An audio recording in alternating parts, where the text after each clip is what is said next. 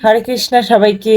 আজকে পারনায় রান্না করেছি আলু ভাজি এবং ফুলকপি দিয়ে নিরামিষ তরকারি একসাথে নিয়ে নিচ্ছি। আলু ভাজার ঝোল একদম লেগে যাচ্ছে।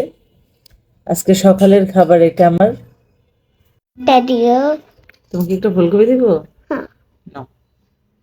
আমার মেয়ে ফুলকপি খুবই পছন্দ করে। ফুলকপি তোমার খুব ভালো লাগে? হুম।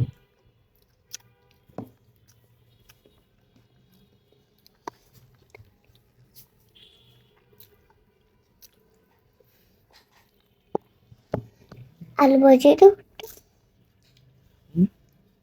খালি খালি তারপর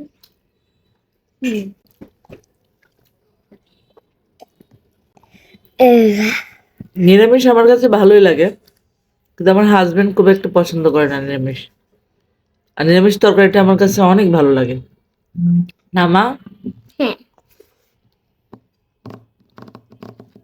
হ্যাঁ দেখি ফুলকপি আর বিশেষ করে শীতের ফুলকপি, ফুলকপিটা এত ভালো লাগে।